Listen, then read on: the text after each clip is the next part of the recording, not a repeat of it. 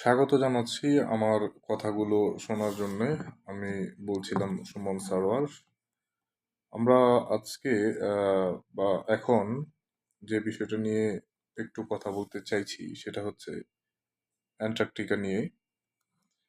তো সেটা জানতে চাওয়ার চেষ্টা করলে অথবা একটু খোঁজাখুঁজি করার চেষ্টা করলে দেখা যাচ্ছে যেটা যে বিশাল একটা হচ্ছে আহ, লে- লেখা ধরিয়ে দিয়েছে বা জানার জন্যে। তো খুব সংক্ষেপে যদি বলি তাহলে হচ্ছে বলাটা যায় হচ্ছে এরকম যে অ্যান্টার্কটিকা পৃথিবীর দক্ষিণ মেরুতে অবস্থিত একটি মহাদেশ। এই পৃথিবী এটি পৃথিবীর শীতলতম, শুষ্কতম এবং বায়ুপ্রবাহপূর্ণ মহাদেশ। পৃথিবীর দক্ষিণ মেরুতে অবস্থিত, এটা তো প্রথমেই হচ্ছে বললাম। এবং আয়তনের দিক থেকে হচ্ছে প্রায় 1,40,00,00,000 বর্গ কিলোমিটার। আয়তনের দিক থেকে 1,40,00,00,000 বর্গ কিলোমিটার।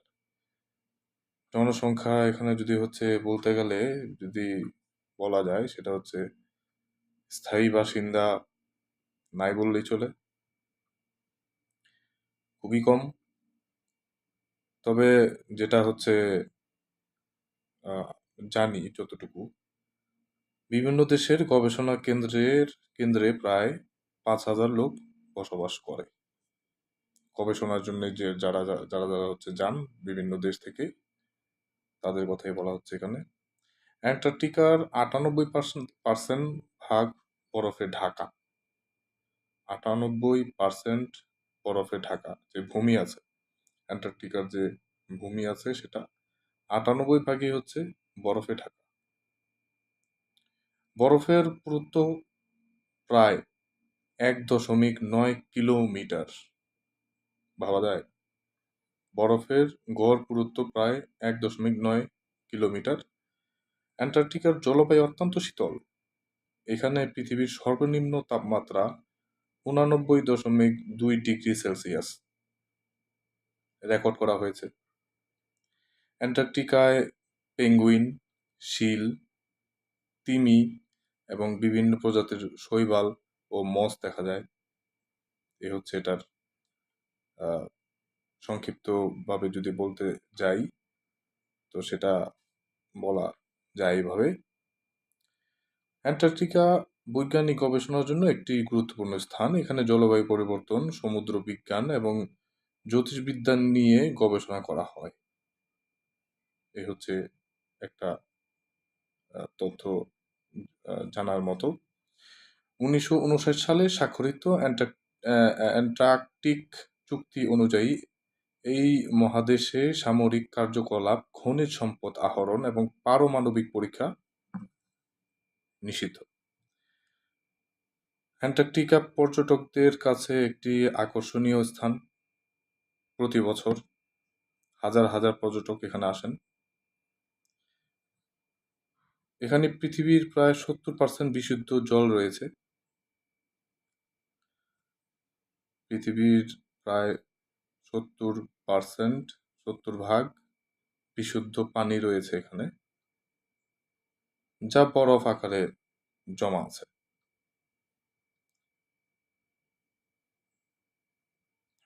আরেকটা হচ্ছে খুব দুঃখের ব্যাপার হচ্ছে, এটাও ওনারা জানালেন যে অ্যান্টার্কটিকার বরফ গলে গলে গলে গেলে অ্যান্টার্কটিকার বরফ গলে গেলে সমুদ্রপৃষ্ঠের উচ্চতা প্রায় 60 মিটার বেড়ে যেতে পারে।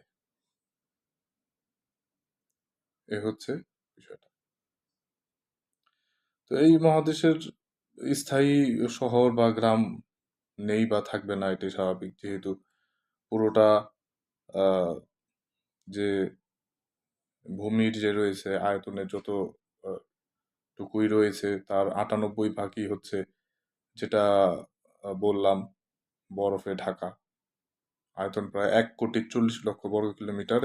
এর মধ্যে 98 ভাগই হচ্ছে বরফে ঢাকা। তো এখানে গ্রাম বা শহর এরকম কিছু না থাকাটা অস্বাভাবিক কিছু না, কারণ হচ্ছে ওইখানে সকল রকমের প্রাণী ওইখানে অবস্থান করা প্রায় অসম্ভব। যারা ওইখানে যে 89.2 ডিগ্রি সেলসিয়াস যেটা আছে তাপমাত্রা রেকর্ড করা হয়েছে, সেগুলো সে এগুলো হচ্ছে সহন করে, সহ্য করে বা এগুলোকে মানিয়ে নিয়ে যে সমস্ত প্রাণী সেখানে জীবিত থাকতে পারে বা সেখানে টিকে থাকতে পারে, সারভাইভ করতে পারে, তারাই হচ্ছে ওইখানে থাকবে। এটাই হচ্ছে স্বাভাবিক একটা বিষয়। ধন্যবাদ আমাকে শোনার জন্যে।